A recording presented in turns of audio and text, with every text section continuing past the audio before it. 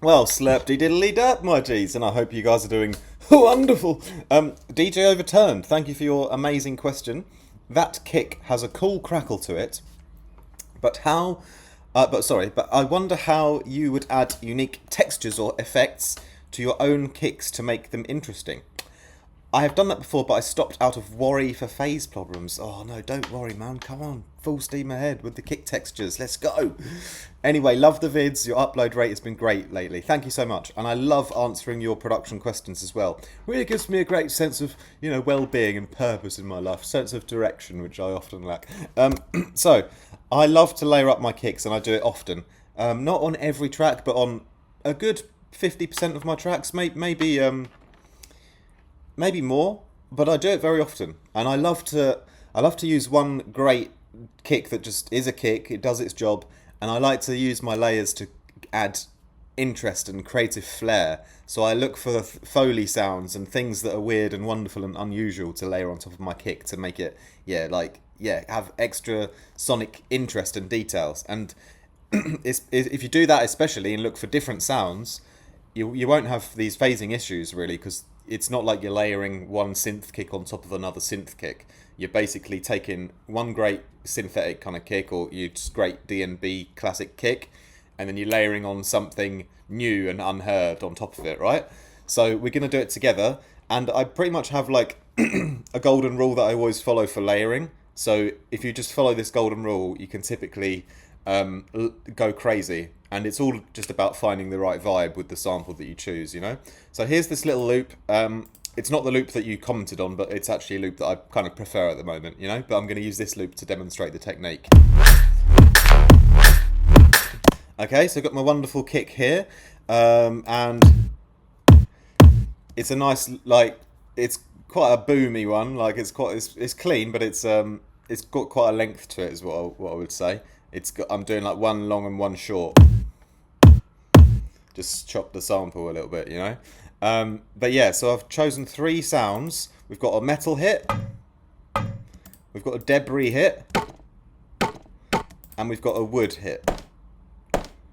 Yeah, so sounds that I felt like could fit on top of a kick drum. Well, obviously you can go crazy. Go on freesound.org. That's my favourite website if you haven't got many Foley samples yourself. There's loads on there. But yeah, basically, I've adjusted the volumes already. That's all I've done. I've just chopped the files, faded them, layered them with the kick in the right position, and then I've just taken the volumes down to where I think they would fit. So when it comes to layering, it's basically the three rules are: make sure the volume of the layer is lower than the main kick in terms of your perception. Don't worry about numbers. It's the perception that matters in music. So make sure the layer is lower down than the kick in its perceived volume. And then secondly, make sure we're going to do this together. The transient doesn't affect the start of the kick, so soften the transient if you have to. And thirdly, EQ out most of the low end, okay? And I'll show you exactly how much to do. But let's take the metal one first. Let's just solo the... So I've chosen samples that already fit quite well, and I've already put the volumes in a nice position, so we don't actually need to do too much work for the layering anymore. But the things that I always do, transient shape. So firstly, we'll just take a bit of that transient off. If we take too much off, we'll lose the whole volume. But if we leave too much on, it might interfere with the beginning of the kick. If you listen to them together, you'll know if it's interfering or not.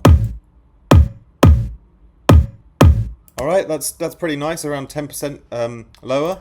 And then we'll do the volume, and basically we'll just low cut it, and we might do it a few times. But what I'm going to really suggest is the main part of your kick, all the low end, probably up to 500. You want to leave that pure. So the layer, you can probably start around 500 if you want. So maybe we'll start around 500, and then we'll do another one, because I like to EQ always in stages and nice and smoothly, because if the first EQ, as you can see, didn't take all of that out, that 100 to 400, so I'm going to go again.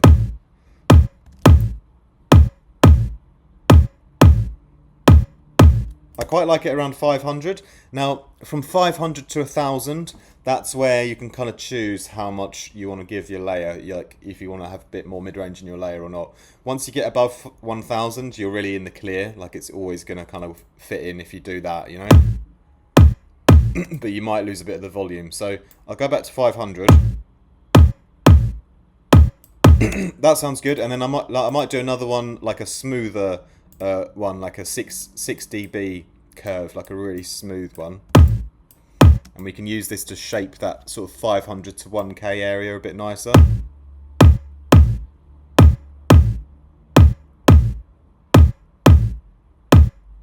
So it's all about the blending. That's the main thing. The transient and the EQ blending and the volume. The three rules, right? The Holy Trinity. So once we've done that, again we can do a quick volume adjustment. Make sure that main kick is still cutting through nice.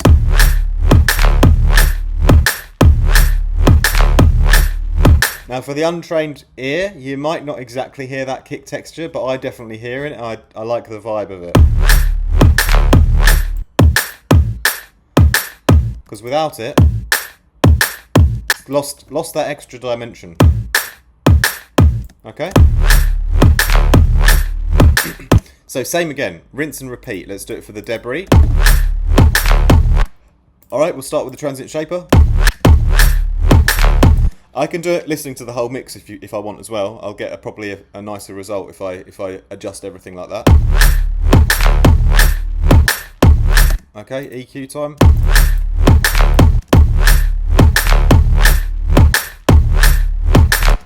Another EQ, just for fun.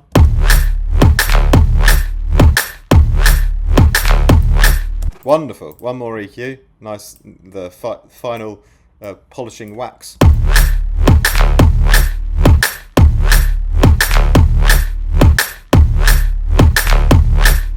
Alright, that one's a bit louder in the mix, so let's turn that one down a bit, but we've cleared out most of the what would be maybe a phasing issue, you know.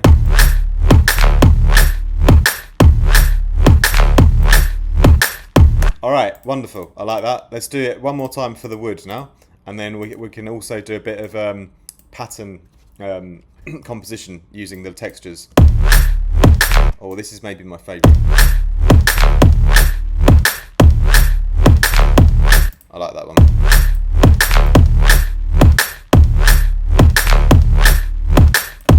Yeah, nice. It's quite atonal, but it has a really great Foley sound on it.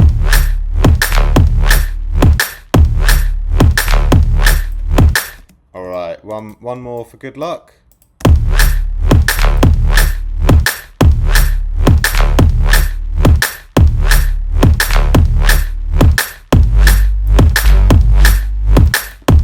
Okay, so that's my favourite because it fits, in my opinion, like the smoothest, you know? So I'll put that at the top. So what we could do then is we could variate them, you know, for fun. Maybe I'll have the metal one. Maybe like this is just for an example, but every fourth kick could be a variation. So we could perhaps have like the metal one first, and then the debris one next, something like this.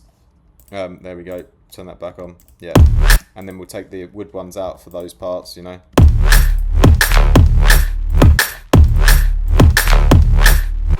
Maybe take that one out as well. There we go, like that. All right.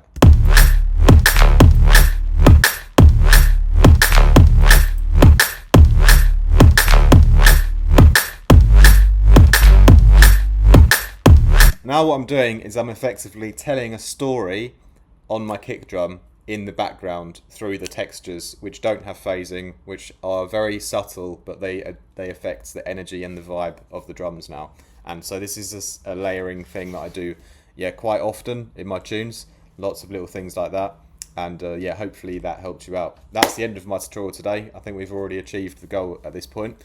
So yeah, I hope you enjoyed that. May I remind you, if you want one-on-one lessons, you can book me via the links down below. Calendar syncs up to your time zone.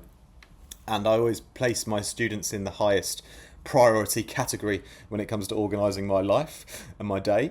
And yeah, if you'd like to join us on Patreon as well, we have an amazing community over there on Discord.